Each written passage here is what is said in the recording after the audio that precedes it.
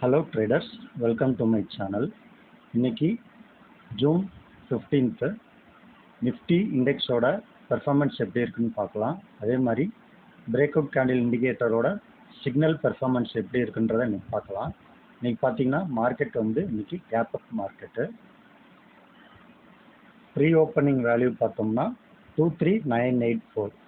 So நாம் settings பார்த்தீங்கன்னா இண்டிகேட்டரில் நம்ம 23984னா 24,000 நம்ம அட் மணியாக எடுத்துக்கணும். ஸோ அதை பேஸ் பண்ணி நாம் 9 ஸ்ட்ரைக் கால்லையும் 9 ஸ்ட்ரைக் புட்டுலையும் நம்ம செலக்ட் பண்ணி வச்சிடணும். ஸோ அதை பேஸ் பண்ணி வச்சதுக்கப்புறம் இந்த இண்டிகேட்டர் எப்படி நம்மளுக்கு சிக்னல் கொடுக்குதுன்றதை நம்ம பார்க்கலாம்.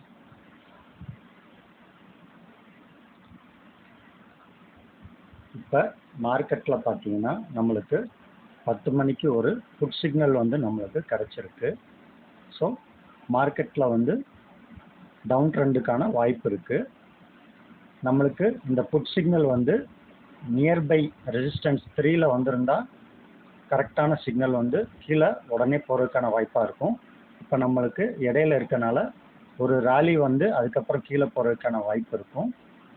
நம்மளுக்கு பார்த்தீங்கன்னா மார்க்கெட்டில் ஆல்ரெடி ஒரு அப்சைட் மூமெண்ட் கேப் அப் ஆனனால மேலே போகிறதுக்கான வாய்ப்பு ஆனால் நம்மளுக்கு சிக்னல் புட் சிக்னல் வந்தனால கீழே போகிறதுக்கான வாய்ப்பு தான் அதிகமாக இருக்கும். ஸோ அதை பேஸ் பண்ணி நாம் இங்கே ஓப்பனிங் கேண்டில் ஹை வரைக்குமே நம்மளுக்கு மூமெண்ட் கொடுத்துருக்கு. அதுலேருந்து பார்த்திங்கன்னா மார்க்கெட் கீழே போகிறதுக்கான வாய்ப்பு தான் கிடச்சிருக்கு.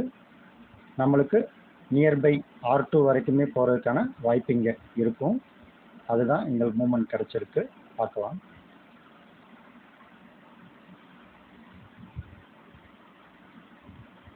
நம்மளுக்கு சிக்னல் இருக்கணும், அதே மாதிரி நம்மளுக்கு அது மறையக்கூடாது. இப்போ நம்மளுக்கு R2 கிட்ட நியர்பை R2ல கால் சிக்னல் வந்திருந்தால் கிளியரான சிக்னல். அதே மாதிரி R3லையும் நம்மளுக்கு வந்துச்சுன்னா உடனே கீழே போகிறதுக்கான வாய்ப்பாக இருக்கும். நம்மளுக்கு இன்பிட்வீன்றனால ஒரு ராலி தான் கீழே வந்திருக்கு. அதே மாதிரி கால் சிக்னலும் பார்த்தீங்கன்னா நம்மளுக்கு R2ல இருந்து நம்மளுக்கு கால் சிக்னல் கிடச்சிருந்தா உடனே மேலே போகிறதுக்கான வாய்ப்பு இருக்கும். ஆல்ரெடி நம்மளுக்கு கேப் அப் market. So consultation market range கம்மியாக கொடுக்குறதுக்கான வாய்ப்பு தான் இருக்கும். இன்றைக்கி ஒரு கன்சால்டேஷன் மார்க்கெட் பார்த்தீங்கன்னா இன்றைக்கி கால் சிக்னல் கிடச்சாலுமே நம்மளுக்கு பெரிய மூமெண்ட் இருக்கிறதுக்கான வாய்ப்பு கம்மி தான். நம்மளுக்கு மூமெண்ட் பார்த்தீங்கன்னா மறுபடியும் திரும்பியும் R2 வரைக்குமே திருப்பி கீழே R2வை பிரேக் பண்ணி திரும்பி ரீடெஸ்ட் எடுத்தால் R1 வரைக்கும் போகிறதுக்கான வாய்ப்பாக இருக்கும். ஒரு ஸ்ட்ராங் மொமெண்டம் வேணும் அப்படின்னா நம்மளுக்கு R2 ஸ்ட்ராங்காக இருந்தால் R3 வரைக்கும் மூவ்மெண்ட் போகிறதுக்கான வாய்ப்பாக இருக்கும். இங்கே நம்மளுக்கு ரீடெஸ்ட் பார்த்தோம்னா R1 பிரேக் பண்ணி கேண்டில் க்ளோஸ் பண்ணியிருக்கு. ஸோ R3 போகிறதுக்கான வாய்ப்பு கம்மி. ஆனால் மார்க்கெட் முடிகிற போகிறதுனால நம்மளுக்கு ஒரு கன்சல்டேஷன் மார்க்கெட்டாக மார்க்கெட் நம்மளுக்கு இங்கே க்ளோசிங் ஆகுது.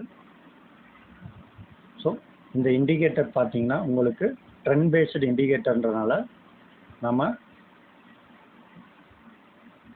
கிளியரான ட்ரெண்டை நம்ம ஐடென்டிஃபை பண்ணிடலாம். நம்மளுக்கு இதை பேஸ் பண்ணி மார்க்கெட் என்ன தான் கேப் அப் மார்க்கெட்டாக இருந்தாலுமே நம்மளுக்கு புட் சிக்னல் வந்ததுனால நம்மளுக்கு R3ல இருந்து நம்மளுக்கு R2 வரைக்குமே ஒரு மூமெண்ட் கிடச்சிருக்கு. அது ஒரு கரெக்டான ட்ரேடு. அதுக்கப்புறம் நம்மளுக்கு ஒரு ட்ரேடு கிடைக்கல. அதுக்கப்புறம் நம்மளுக்கு கன்சல்டேஷன் மார்க்கெட் முடிஞ்சிருச்சு.